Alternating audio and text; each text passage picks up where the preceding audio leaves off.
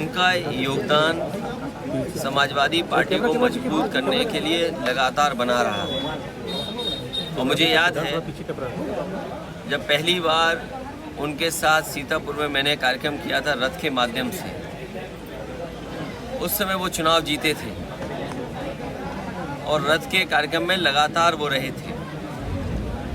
ये बात मैं 11 के लगभग की बात बता रहा हूँ, उससे पहले की। बाद में क्षेत्र में जितना वो काम कर सकते थे काम किया उन्होंने, और उसी की लोकप्रियता है कि आज भी उनसे इतने लोग जुड़े हुए हैं। जिन परिस्थितियों में वो रहे, उन्होंने अपने स्वास्थ्य की परवाह नहीं की,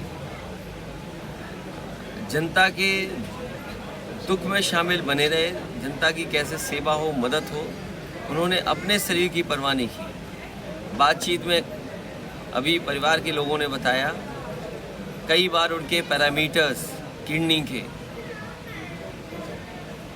इधर उधर हो जाते थे, बढ़े नज़र आते थे, लेकिन उसके बावजूद भी जनता से संपर्क नहीं तोड़ते थे। इधर उनका इलाज काफ़ी हुआ। आखिरी में वेदांता में जब अस्पताल में इलाज हो रहा था, हम समाजवादी लोग सब गए थे, डॉक्टरों से भी बातचीत हुई। उस समय डॉक्टरों ने जिस तरह के पैरामीटर्स थे, उन्होंने कहा स्वास्थ्य बहुत नाजुक है, वो प्रयास कर रहे हैं कि स्वस्थ हो जाएं। जो उन्हें पैरामीटर्स कंट्रोल करने थे, लगातार आईसीयू में एक्सपर्ट डॉक्टर्स, जिम्मेदार जो जानकार हैं वो डॉक्टर्स, नर्सेस, स्टाफ बना रहा, लेकिन वो बचा नहीं पाए। आज वो हमारे बीच नहीं है। घोसी चुनाव में कैसे देखते हैं? घोसी चुनाव इसलिए चुनाव भारतीय जनता पार्टी के लिए नहीं बचा क्योंकि वहाँ की जनता ने मन बना लिया है कि जो हमारा प्रत्याशी है सुधाकर सिंह, जो जनता की सुध लेता है, सुबह शाम दिन रात चौराहे पर उनके पड़ोस में उनके पास रहने वाले प्रत्याशी को ऐतिहासिक वोटों से जिताने जा रहे हैं। ये जितने मंत्री जा रहे हैं ये अपना काम नहीं बता रहे हैं। ये मंत्री अगर जा रहे हैं घोसी में तो कम से कम ये बताएं कि दिल्ली की 10 साल की सरकार में और उत्तर प्रदेश की 6 साल के लगभग की सरकार में उन्होंने जनता को कितनी राहत दी है, कितनी सड़कें बनी हैं, कितने पुल बने हैं, कितनी स्वास्थ्य इंतज़ाम बेहतर हुए हैं, कितनी शिक्षा के क्षेत्र में काम हुए हैं, या नौजवानों को नौकरी रोजगार दिया है। बुनकरों का जितनी कुछ योजनाएं थीं सब छीन ली गई। बुनकरों को जो सुविधाएं मिलती थी वो छीन ली गई। आज हर घर में मीटर लगा दिया सरकार ने।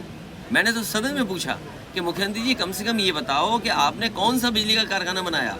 एक भी बिजली का कारखाना मुख्यमंत्री जी ने नहीं लगाया। ये जितनी बिजली मिल रही है आज उत्तर प्रदेश को, चाहे सीतापुर को, चाहे लखनऊ को, ये वही समाजवादियों की देन है। जो बड़े बड़े कारखाने, सब स्टेशन और ट्रांसमिशन लाइन बनी थी, उसी की वजह से बिजली उपलब्ध हो रही है। इन्होंने केवल एक काम किया, मीटर लगा दिया और हर गरीब के यहाँ हज़ारों का बिल भेज दिया। हज़ारों का बिल देना पड़ रहा है और जो बिल नहीं दे पा रहा है उसको नोटिस मिल रहा है या पुलिस परेशान कर रही है। सीतापुर में ट्रॉमा सेंटर बनवाया गया था, अभी तक चालू नहीं हो पाया है। जब तक ये बीजेपी सरकार नहीं जाएगी ट्रॉमा सेंटर नहीं चालू होगा। लोकसभा चुनाव में कितनी सीटें इंडिया की रहेंगी इस बार? इंडिया और समाजवादी पार्टी सभी सीटें जीतने जा रही है।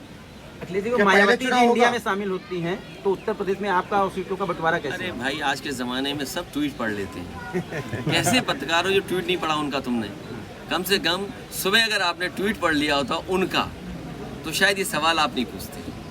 इतना लेट मत चलो। क्या चुनाव पहले होंगे? चुनाव मैं समझता हूँ जब होंगे तब के लिए समाजवादी पार्टी तैयार है। कौन संयोजक बन रहा है? ये बड़ा सवाल नहीं है। बड़ा सवाल ये है कि बीजेपी को कैसे हराया जाए, और बीजेपी को नहीं हराया तो मैं आपसे आज कह के जा रहा हूँ वोट देने का अधिकार छिन जाएगा। ब्लॉक प्रमुखी में क्या हुआ, जिला पंचायत में क्या हुआ, एमएलसी में क्या हुआ, और आपके घर परिवार के लोगों के वोट कभी इस बूथ पे कहीं उस बूथ पर, कुछ परिवार के सदस्यों का वोट नहीं। इसलिए अगर बीजेपी 24 में जीत गई, अधिकार तो छोटी चीज़ें जो छिन रही है अभी, अधिकार से बड़ी चीज़ है आपके वोट का अधिकार। अधिकार तो छिन गए क्योंकि जो संस्थाएं थीं उन संस्थाओं पे कब्जा कर लिया। इलेक्शन कमीशन पे भी कब्जा करना चाहते हैं, यूनिवर्सिटियों पे कब्जा कर लिया है इन्होंने। एनडीए का प्रधानमंत्री चेहरा कौन होगा? एनडीए का तो इंडिया नहीं, यार। इंडिया का पूछिए। देखिए एनडीए का पत्रकार साथी, उनके पास कोई नया नाम नहीं है, वही पुराना नाम।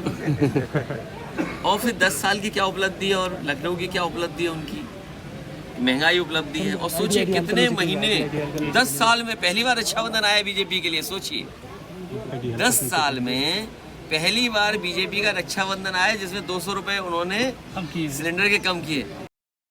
क्या पिछले 9 सालों में रक्षाबंधन नहीं आया? क्या ओणम त्योहार नहीं आया पिछले सालों में? तो सोचिए चुनाव की वजह से और इतने महीनों की लूट आप कहां से कहां ले गए? 400 रुपए से कहां ले गए आप? तो ये मुनाफा किसकी जेब में जा रहा था? अगर 200 रुपए आज कम किए तो 200 रुपए पहले किसकी जेब में जा रहे थे? ये बड़ा सवाल है। और फिर सोचिए, इनसे पूछिए कि 2000 छापा और 2000 हटा लिया, आखिर क्यों किया छापा था फिर आपने? Thank you sir. मैं अपने पत्रकार साथियों को धन्यवाद देता हूँ। हर बार मिलते हैं हम लोग, और रामपाल जी के ना रहने पे उनके सहयोगी साथियों को तो दुख है ही है, लेकिन हम लोगों की बड़ी क्षति हुई है क्योंकि नेता हम लोगों ने खोया जो ज़मीनी नेता था। नमस्कार, मैं हूं मानक गुप्ता। अगर आपको हमारा ये वीडियो पसंद आया हो तो इसे लाइक और शेयर जरूर करें, और हाँ, हमें सब्सक्राइब और फॉलो करना ना भूलें ताकि आप देश और दुनिया की कोई खबर मिस ना करें। तो जुड़े रहिए हमारे साथ और देखते रहिए न्यूज़ 24।